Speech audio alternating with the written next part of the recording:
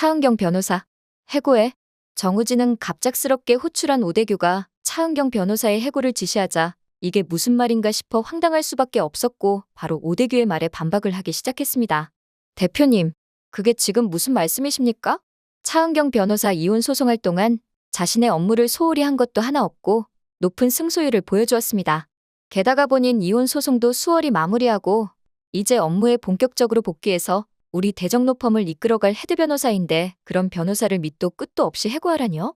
오대규는 차은경 변호사의 해고를 말리는 정우진을 보며 역시 내가 그럴 줄 알았다는 듯 쳐다보면서 정우진의 말을 중간에 자르고는 아주 크게 성을 내기 시작했습니다. 뭐? 차은경 해고를 시킬 수 없는 이유가 우리 회사를 이끌어가는 헤드 변호사라서 그렇다고? 너 지금 그게 내 애비 앞에서 할 소리냐? 이 대정로펌의 헤드 변호사는 차은경이 아니라 정우진 내가 되어야 해. 내가 그 차은경 꼴 보기 싫으면서도 여지껏 우리 로펌에 두었던 이유는 우진이 내가 차은경의 실력을 배우게 하기 위함이었지 그 이상 혹은 그 이하의 이유도 없어. 이제 너도 오랜 시간 차은경과 일해왔고 차은경 정도의 실력은 갖고 있지 않냐? 그러니 차은경 하나 나가도 아무 문제 없다. 자신의 아들 정우진의 후계자 자리를 위협할 사람으로 차은경을 생각하고 있던 오대규는 정우진의 실력이 차오를 만큼 차올랐고 차은경도 이혼 스캔들로 시끄러워진 요즘이 바로 차은경을 해고할 절호의 기회라고 생각했습니다. 하지만 차은경 없는 대정로펌을 상상할 수 없던 정우진은 자신의 실력이 아직 완성되지 않았으며 반드시 차은경과 함께 더 일하면서 보고 배울 것이 많다고 주장을 했죠. 그러자 오대규가 정색을 하면서 말을 하길, 우진아, 내 생각이 그렇다면 나도 내 생각을 존중해서 차은경 변호사를 좀 더 고용할 수도 있다. 하지만 내가 내 생각을 존중해주는 만큼 너도 내 생각 하나 존중해줄 수 있겠냐?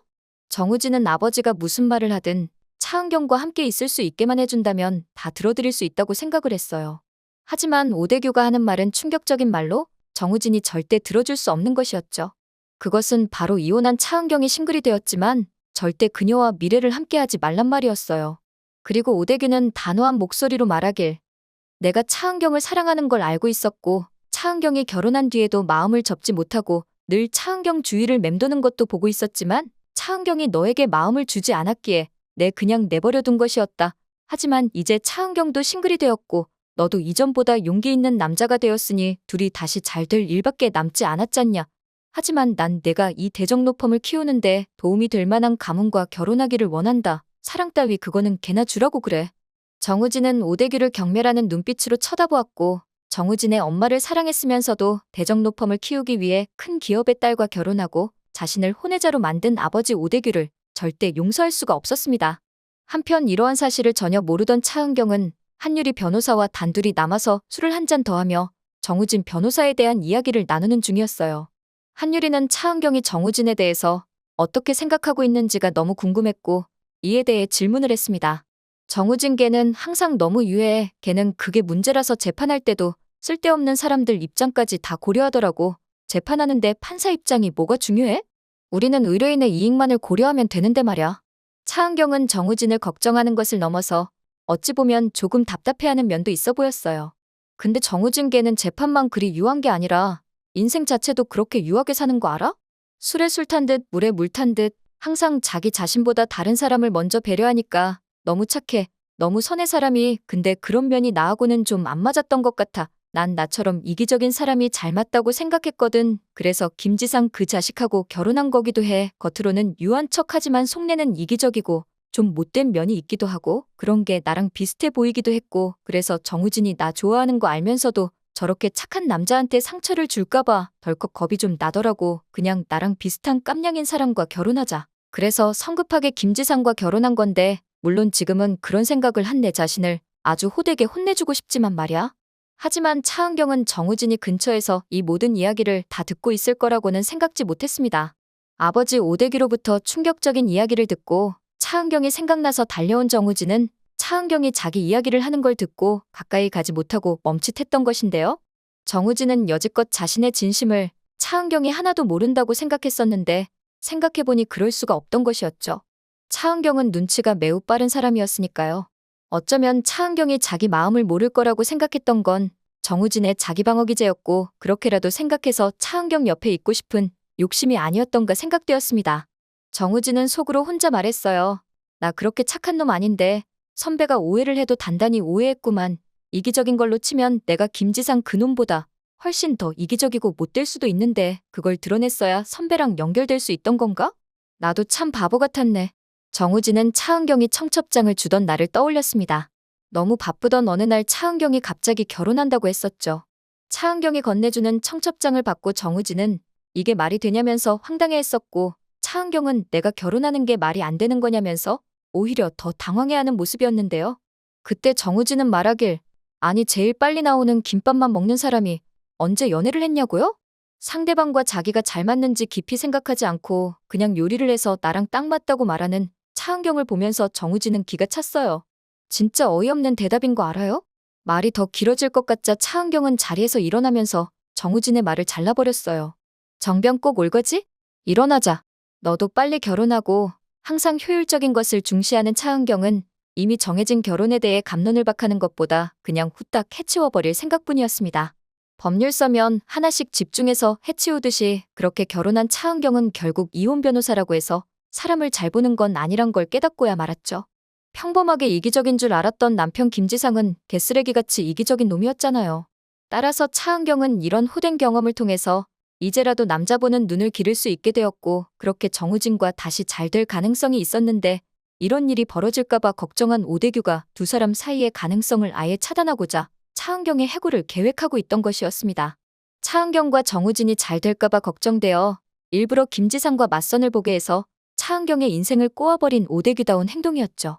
정우진은 한유리와 차은경 모르게 술집 밖으로 나왔지만 문에 달린 종이 찰랑찰랑 소리를 냈기에 차은경은 고개를 돌려 누가 나가는지 보았고 뒷모습이 정우진임을 알아챘어요. 오늘 같은 상황에서도 별말 없이 다른 사람을 배려하고 몰래 뒤돌아 나가는 착한 남자 정우진의 뒷모습을 보면서 차은경은 나지막이 읊조렸습니다. 역시 넌 너무 착해. 순에 빠진 자식.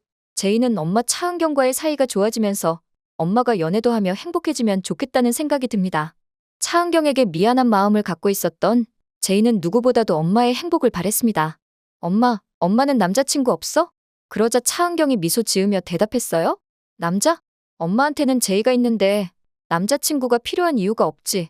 엄만 평생 우리 제이만 보면서 살 거야. 차은경이 달려와 제이를 꼭 안아보려고 하자 제이가 엄마 품에 안겨 응석을 부렸어요. 나도 엄마를 너무 사랑하지.